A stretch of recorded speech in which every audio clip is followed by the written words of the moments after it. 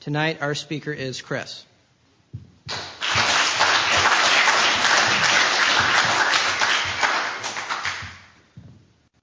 Hi, my name's Chris. I'm an alcoholic. Hi, Chris. Thanks, Dave, for asking me to do this.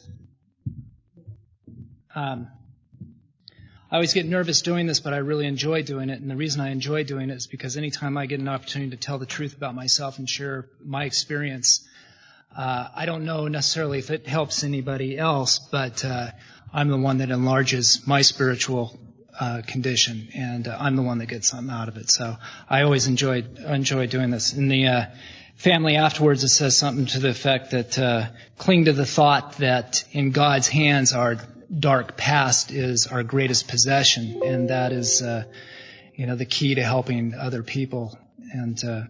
And so that's my mission when I talk is to share a little bit of me and exactly where I came from and what happened and how I got sober and what it's like today. And when I can stay on course like that, I'm the one that benefits from it. Welcome to the new guys. A little bit of what it used to be like. I started drinking when I was very young. The first time I drank half a fifth of Jack Daniels, and I blacked out, passed out, and came to the next day and swore that I would never do that again. And I didn't for a week or two, and then I did it again. I had the disease of alcoholism prior to ever picking up that first drink. The doctor's opinion talks about being maladjusted to life, and that we're in full flight from reality, and outright mental defectives. Some of us to a certain extent, and others to a great extent. And I was one that had that to a great extent. Also, it talks about that there were some of us that were normal in all respects, except for our reaction to alcohol, that we were seemingly able, intelligent, friendly people. That wasn't me. I wasn't seemingly able, intelligent, or friendly. I had the disease of alcoholism, and alcohol gave me relief from the stuff that was going on inside my head. A lot of times I hear people talk about how, they never fit in and they felt alienated and apart from and separate than and inferior to and so forth. I felt all those things, but early on, the alcohol was just relief from the nuttiness in my head. It didn't make me feel a part of. It didn't make me feel as equal to or as good as. It did later in my drinking, but early in my drinking, it was almost as if it was in essence preserving my sanity. I mean, it just gave me enough relief from the underlying causes, conditions in my life to just take a little bit of the steam out to where I could continue to live. And I believe that my guess is if I didn't have the alcohol, that I would have just gone over the edge. I mean, it would have been like a pressure cooker. I mean, it just would have kept building and building and building until I snapped. And alcohol gave me relief from that and prevented me from snapping. The majority of my early drinking was two different types of drinking. One was to capture the buzz, and the other was to drink to oblivion. And in a lot of cases, I drank. My goal was to drink to oblivion. But after just a few years of drinking, I started to notice the loss of control. There were nights where I had intended on going to a kegger in high school and just drinking 7 or 8 or 9 beers, and then I'd come to the next day and had blacked out the entire night before. I had no intention of getting hammered. All I had was the intention of catching that buzz and maintaining that buzz, and then coming home and getting to bed and getting up the next morning and getting on with my life. So I early on recognized that I had the loss of control. And deep down inside me, I knew that there was something wrong with that picture. I mean, the first time that happened, or the first time I recognized that happened, there was something inside me that was like, this isn't quite right. But it was easily pushed aside to continue on. I started getting into trouble periodically with my drinking. I started getting minor impossessions. I got DUIs early on, and I was a runaway. I ran away from home. I'd get I'd drink to excess and run away from home, and I'd make it out to Idaho or to Eugene or somewhere, and then I'd sober up and feel guilty and call my parents, come home, so little by little, the drinking, I was starting to have a little bit of trouble right off the bat with my drinking. And my drinking career is only 11 years long, but for whatever reason, it just progressed very rapidly. I mean, I don't think I ever even started in the early stages of alcoholism. I mean, I started right in maybe in the middle stages, or, I was a blackout drinker from the very beginning. And I also was a daily drinker from the very beginning. I used to, when I tell my story, I would say I became a daily drinker later on. That's not true. I became a daily oblivion drinker later in my drinking, but I was a daily drinker from the very beginning. I drank as early as in 7th and 8th grade. I was drinking before I'd go to school. I was drinking at lunch. We'd cross a field over to a buddy of mine's house, drink 3 or 4 beers, and 3 or 4 beers to a 7th grader was just the perfect level, to come back and face school. And I ended up, I went to Jesuit High School and was kicked out of Jesuit High School my senior year, 6 weeks before I graduated, and for drinking-related stuff that I had done, and that wasn't my first experience of law. I had already had some encounters with them as a result of my drinking. And most kids that have the rebellion in them rebel against their parents by maybe spiking their hair or painting their hair a color, or tattoos and earrings and nose rings and other piercings and so forth. I rebelled against my father by becoming a logger. He had come from a lumber family outside of Eugene, and his whole mission in life was to get out of the logging business. He had relatives that had been killed doing it, and go to college, move to a metropolitan area and become a businessman and never have to work in the woods. And so the minute I was kicked out of high school, I went to work in the woods as a logger.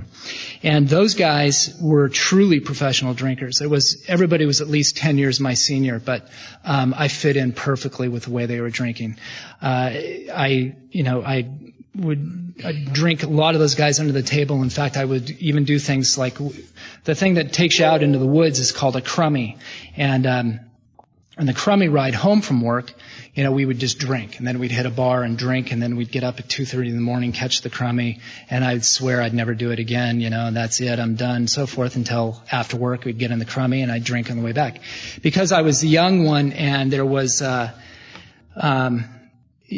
sharing of alcohol, I would do things such as buy bottles of MD 2020 because I was sure that these guys wouldn't drink MD 2020 or Mad Dog, that they would just let me have my stash, and which is true for most of them except for the other professional drinkers. They didn't care that it was Mad Dog, and they just split the Mad Dog with me.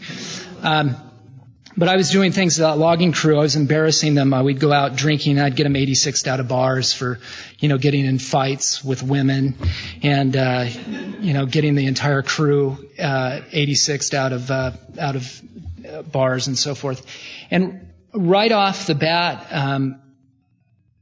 or not right off the bat, but around this time, I was doing a lot of attempts to control my drinking and to quit drinking. And I would do things like I would even write out plans on how I would drink and how, the different types of methods that I would do to drink. I would only drink on certain occasions, this and so forth.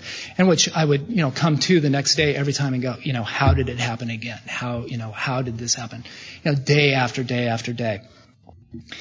And so that kind of characterizes the majority of my early drinking was just a lot of relief drinking. I had a lot of depression, and I had a lot of free-floating anxiety and fears, and just a lot of tension. And that alcohol just gave me enough relief from that stuff to where I could continue on. In the fall of 1985, I made a decision to no longer try to control my drinking. I had went to college. I'd been out of high school for some time and had gone to college. And when I got down to college, I had this conversation with myself where I was like, I've been fighting alcohol for a long time now, and I'm done with it. I'm a drinker, and I'm going to drink. And I made that decision, and for the next 3 weeks, I drank to oblivion. I blacked out every day for 3 weeks. And at the end of that 3 weeks, I remember thinking to myself, God, am I going to ever be able to stop this? And, it was, I I've heard said that alcoholism is the only progressive fatal disease that has a fun phase. And that was my fun phase. That was the answer to my alcoholism, or the ism, was the daily oblivion drinking. I was happier drinking that way than I was drinking the other way, where I had temporary periods of dryness or sobriety, and not sobriety by our definition, but dryness. And that type of drinking on a daily basis, it worked for me. And it worked for the next couple months, where I really was I drank every day. I did nothing. I mean, I was supposed to be going to college. I didn't go to college. I just drank. And after a couple months of that, that fun phase started to again be checkered with problems, and the problems started mounting again. Another DUI, more trouble with the alcohol type arrests, and then once again I started the attempts to control and enjoy my drinking, or to quit altogether on my own. But at this point, somewhere in there, I had crossed over another line. I crossed over a line where at one time I might be able to back it off a little bit for at least a few days. Now I couldn't even back it off for a day. I would get up in the morning, from the night before, after experiencing some sort of humiliating, degrading, shameful type of thing that I would do when drinking. I'd get up the next morning sick and shaky and sweaty, and swear that, that's it. I'm done, and sincerely mean that I was done. This is it. I'm absolutely through with drinking. And only to just hours later, as soon as I just start feeling a little bit better, I'd be drinking again. Sometimes it was just a matter of screw it, I'm drinking. Or it was, sometimes it was, preceded by this thinking that would happen, well, maybe if I only drink, this way, or if I only drink this type of alcohol, or if I only do this. And it was almost as if a light bulb would go off in my head, and it would be like, yeah, well, that's the solution. If I drink a glass of water in between each vodka Collins, then I won't drink as much and I'll be okay. And, the only thing that ever did was it just expedited me wetting the bed earlier in the night than, later. So in June of 1986, I went out on a normal drinking night and came to the next morning once again, full of shame and guilt and remorse, which shame, guilt, and remorse is something I lived with my entire drinking career, regardless of whether I had done anything the night before. Something about maybe just committing suicide slowly through the drinking maybe was, I don't know why. I just had it though. I had guilt, shame, and remorse every morning I woke up.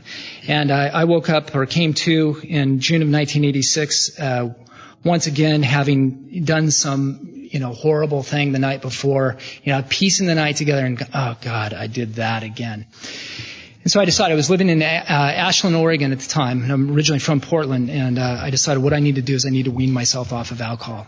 And I was scared to death that I would get the DTs, because the quantity I was drinking, and there had been one day in the previous 12 months where I hadn't drinking to excess. And so I got out on the freeway and hitchhiked up to Portland, and my plan was to go from 5 beers to 3 beers to 2 beers or something like that, and then completely get off. Well, the third day of detoxing, I just went out of control. My head was out of control. I was, I would get these, this was fairly common when I was going through withdrawals, but I would get this weird organ music in my head, and then I'd get a little voice behind me. They'd go, Chris. And I'd turn around, and nobody would be there. In fact, I thought for a long time that everybody that had a hangover got voices and organ music. I thought it was actually a part of just having a hangover. I didn't realize that was part of alcohol withdrawal. But I ended up really going off the deep end through withdrawal, and I checked myself into a detox. And down here on Northwest Lovejoy and 19th and Lovejoy, and it was a medical detox. They, detoxed me for 5 days on Librium, and they were checking my heart, my blood pressure around the clock. And then when I got out of the detox, it was attached to a inpatient treatment center, which I had no intention of going to a treatment center. It's just that my insurance wouldn't cover the detox unless I stayed for the inpatient. And so I ended up staying for 28 days inpatient. And I went through all the motions of that. And it was my first introduction to Alcoholics Anonymous as they took us into meetings. And I can remember sitting in these meetings, they were podium participation meetings like this. And I remember guys, sauntering, so it seemed, up to the podium to kind of lay on the wisdom and pontificate. And they'd slam the book up here, and I'd sit out there and they'd say, if you want what we have, and they'd flash the book around and so forth. And I can remember specifically thinking that I have to drink. I like the person I am when I'm drinking. I'm the person that I've always wanted to be with a certain amount of alcohol in my system. 10 drinks made me feel like what I thought everybody else felt like normally. I didn't like who I was when I wasn't drinking. And these guys were preaching abstinence. And I didn't hear anything. They may have been saying a lot of other things. I mean, I had selective hearing, I'm sure, too. But I was at that place where I couldn't imagine life with alcohol, and I couldn't imagine life without alcohol. And anyway, soon after that, I was drinking again.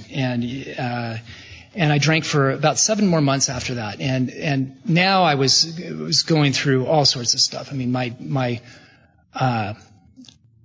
tolerance level had fallen. I used to have this tolerance where I could drink 15, 18, 20 drinks and still be coherent. I slurred a little bit, but I was still functioning. And now there was times where on my 5th drink, I'd go into a blackout. And I didn't know what was going to happen. I didn't know. I used to be able to gauge it. I could get to 14, 15 drinks. And then I got into trouble, but at least I had the enjoyment of the first 14 or 15 drinks. Now it was just a roll of the dice every time I picked up a drink. And in that last 7 months, I tried everything that I could to quit drinking and to control drinking. And I tried all sorts of different methodologies, self-help books. I tried reading the big book. I tried, on my own at home. I tried all sorts of methods, and all of them had failed. In January of 1987, I did 8 days in Jackson County Jail for my 3rd DUI, and I got out of the Jackson County Jail.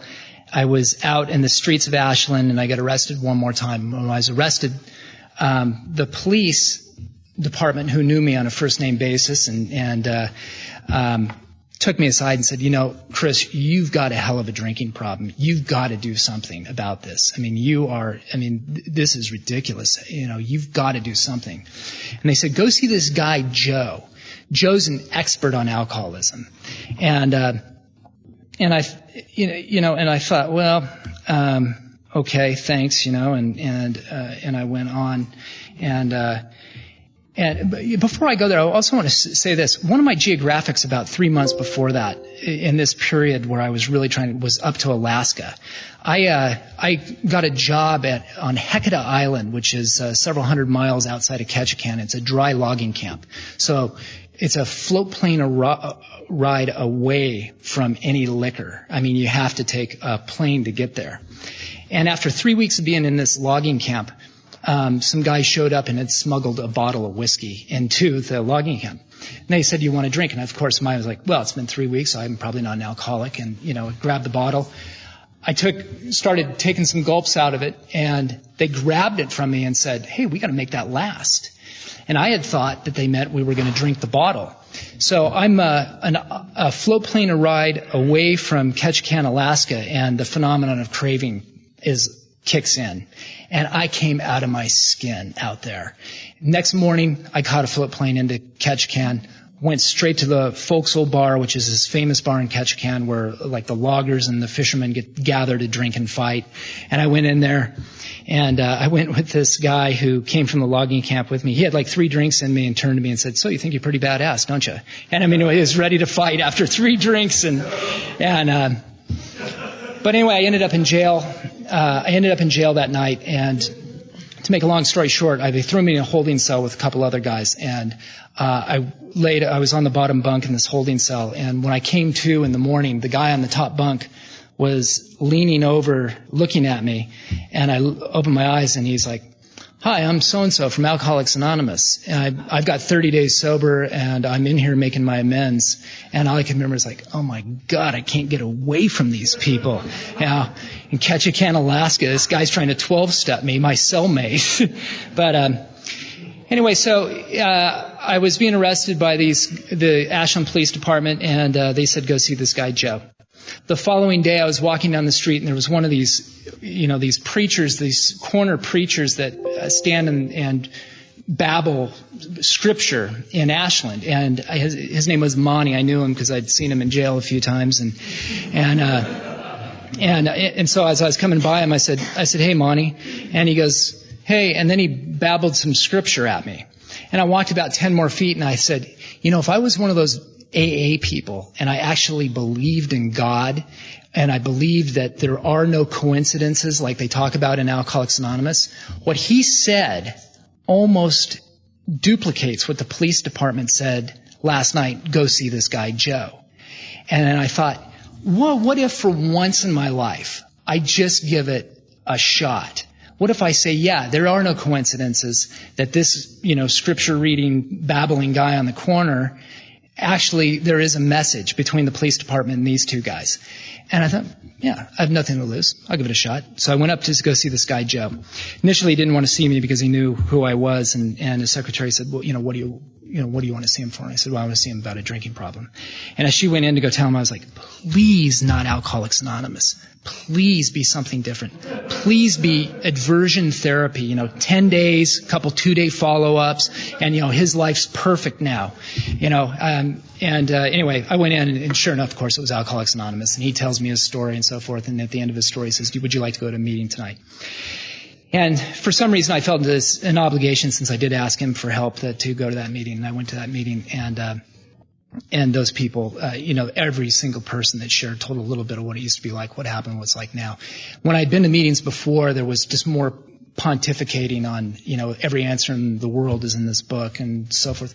Not that I disagree with that, I just didn't understand it as a new person. I understood when people talked about the way they drank and the way they felt, and now they were sober.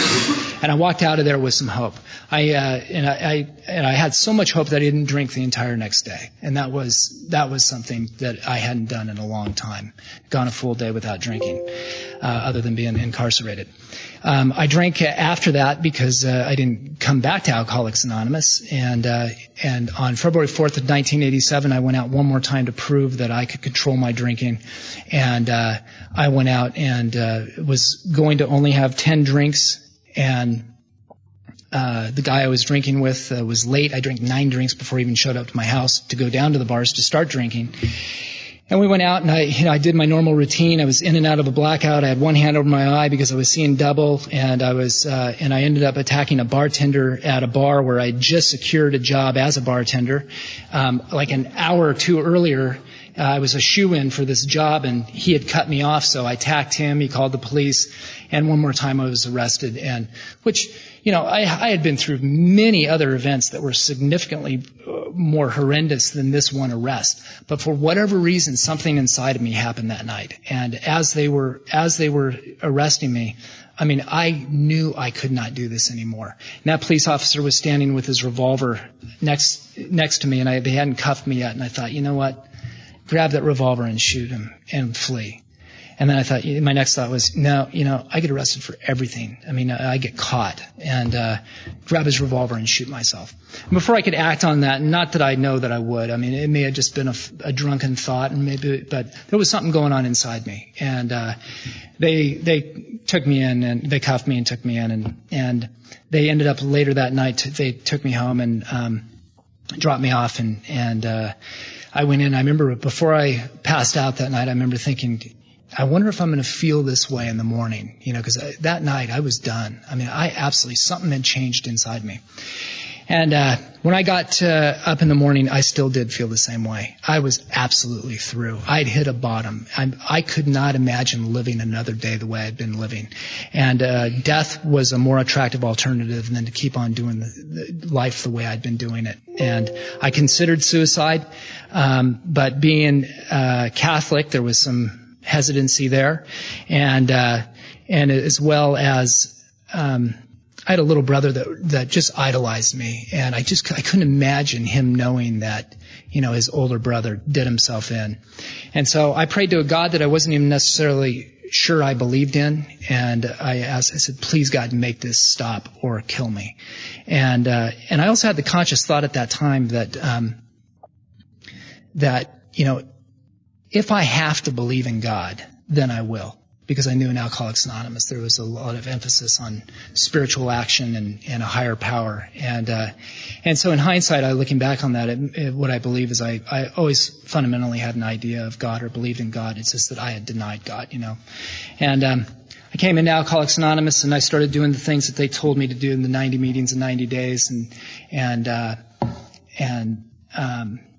getting a sponsor and working the steps and so forth. And the obsession to drink was lifted. I was somebody that lived with an obsession on a daily basis to drink and absolutely could not drink.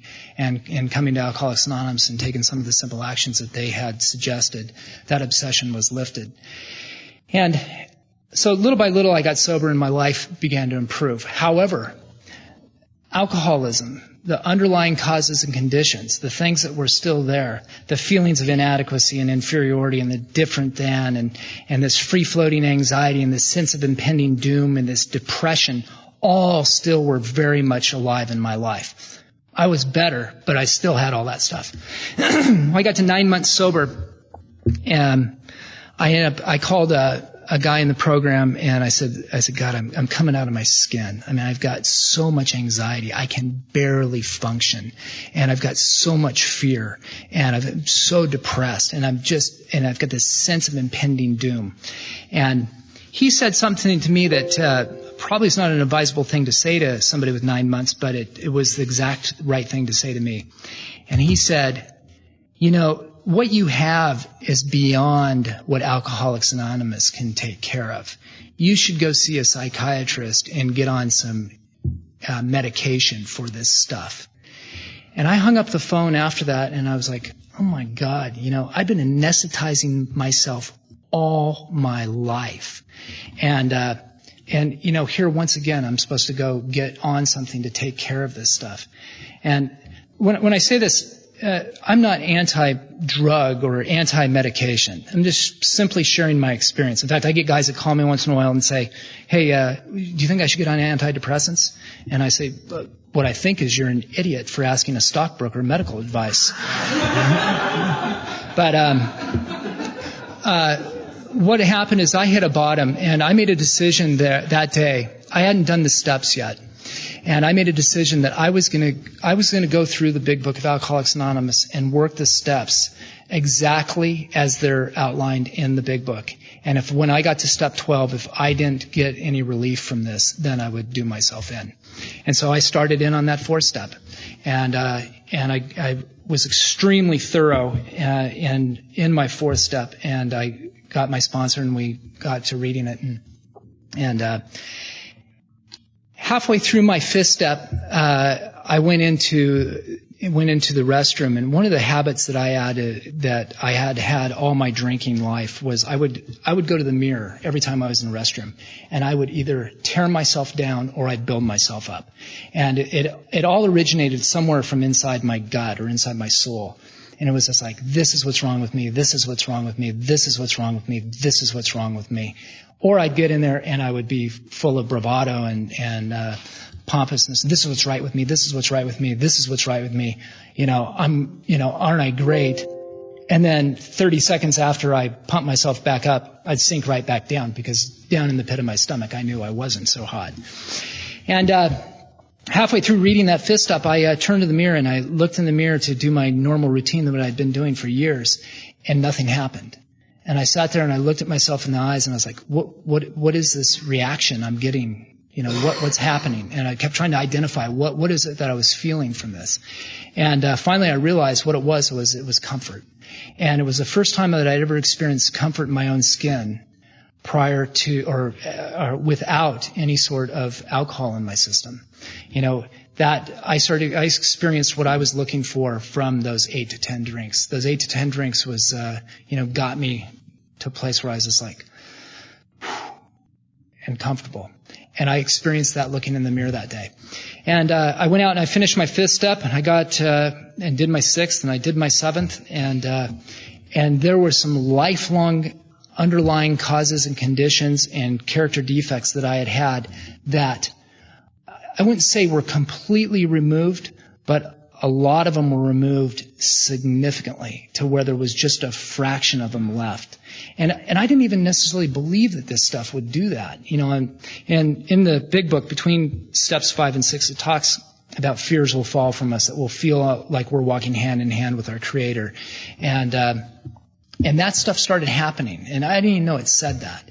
But the fears left. A lot of the fears left. The anxiety dissipated to a place where I could function in society comfortably. Yeah, I still would get anxiety. I'd still get fear, but so much of the power was taken out of that from it. And that's really from the 5th and 6th and 7th step. And that's really where I really became a believer in this program. Up to that time, I was like, yeah, I believe that it takes away the obsession to drink. But this is where it took care of stuff that was underlying, my life, in a part of my life for a long time. And last thing, what I'm going to close with and what our topic is going to be tonight, my life improved significantly. I mean, I got to a place where I became reliant on God. I started practicing these principles. I became a believer in this program. And everything about me today is as a result of this program. I was somebody that, I couldn't look people in the eye. I couldn't even walk past them on the street. I was somebody that if I was walking down the sidewalk and there was somebody else coming from the other direction, I would cross the street. So I would avoid having to have eye contact with them or talk with them. And through the program of Alcoholics Anonymous and practicing this stuff and being of service, my life has just continued to evolve, and I've continued to grow as I continue to work on the maintenance of my spiritual condition, and I practice being honest, and I practice these steps, and I do the basic suggestions of this program. My life continues to get better. And not that it's not that life doesn't happen. I mean, life happens, but my reaction to life is significantly different than the way it was when I got here. The way I perceive you, the way I perceive events, the way I perceive just the world around me is completely different. So for a topic tonight, I want to talk about right between steps 10 and 11. It says, it is easy to let up on the spiritual program of action and rest on our laurels. We are headed for trouble if we do, for alcohol is a subtle foe. We are not cured of alcoholism. What we really have is a daily reprieve contingent on the maintenance of our spiritual condition. Every day is a day when we must carry the vision of God's will into all our activities. How can I serve Thee? Thy will, not mine, be done. And so as a topic, I want to talk about the maintenance of that spiritual condition. And, what I do today as a part of that maintenance is I do prayer and meditation. And I really try to bring God with me throughout my entire day and try to practice relying on God. And I fall short. I mean, every day I fall short, but I'm continuously trying on a daily basis to turn it over to God and rely on God. I start my day off with prayer, and then I also do meditation. And I spend a good chunk of time in the morning doing meditation. And then I go to 4 to 5 meetings a week. I talk to other alcoholics. I sponsor quite a few people, and I get out and try to carry the message and share my experience with the idea that it may help somebody else, and maybe they identify with something I have to say, and then come to believe that maybe this thing may work for them too, and being of service. And it says that as ex-problem drinkers, our very lives depends upon our constant thought of others and how we may help meet their needs.